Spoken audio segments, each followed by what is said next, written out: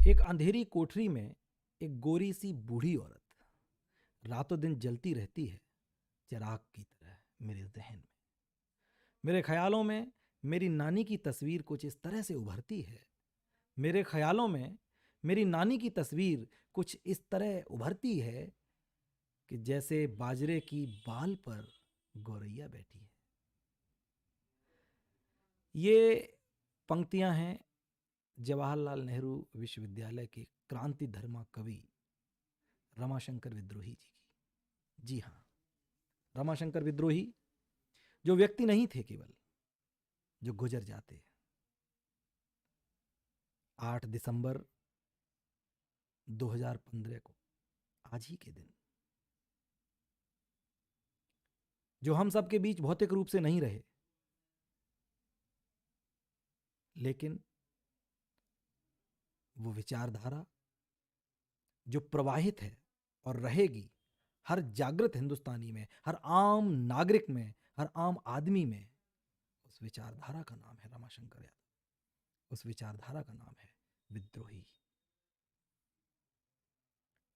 बनी बनाई खोखली मान्यताओं के खिलाफ उठा स्वर, जिसे व्यवस्था ने विद्रोह करार दिया, तो उनका नाम ही रमाशंकर यादव से रमाशंकर विद्रोही हो गया।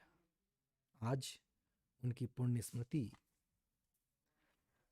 उनकी कुछ पंक्तियां आप सबके बीच रखने का मन है, और यही उस सच्चे क्रांति धर्मा कवि के लिए श्रद्धांजलि होगी, मेरी तरफ से, आप सबकी तरफ से भी। वो कहते हैं कि कविता नहीं कहानी है, ये दुनिया सबकी नानी है। कविता नहीं कहानी है, ये दुनिया सबकी नानी है।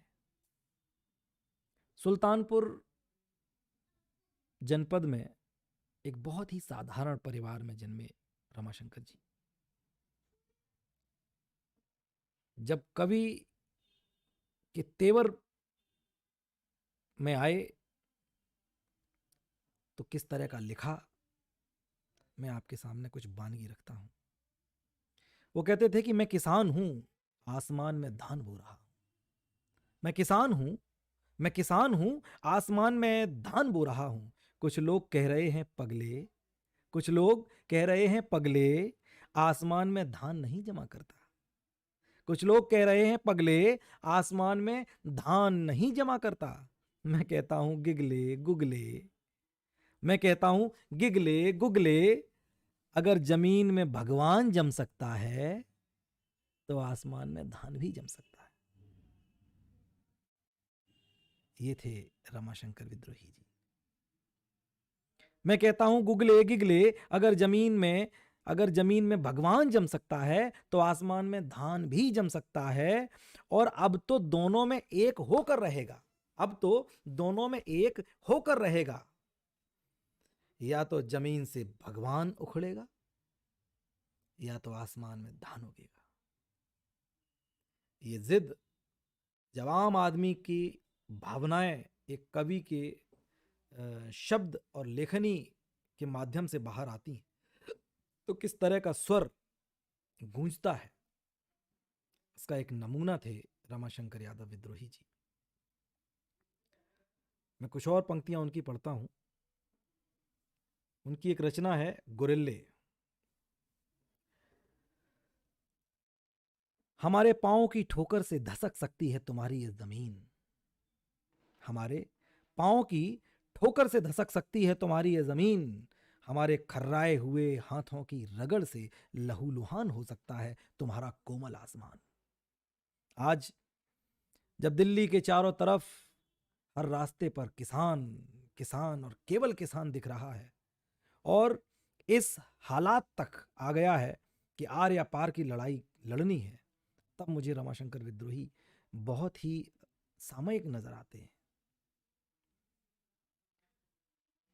हमारे पांव की ठोकर से धसक सकती है तुम्हारी यह जमीन, हमारे खर्राए हुए हाथों की रगड़ से लहूलुहान हो सकता है तुम्हारा कोमल आसमान। हम अपने खून चूते नाखूनों से चीर देंगे तुम्हारे मखमली गलीचों को, हम अपने खून चूते नाखूनों से चीर देंगे तुम्हारे मखमली गलीचों को।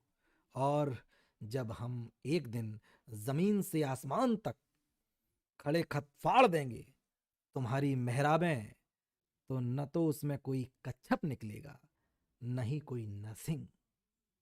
न तो कोई उसमें कच्छप निकलेगा, न ही कोई नरसिंह। तुम सुअरों से सिंहों तक सारे जानवरों का स्वभाव अपना लो।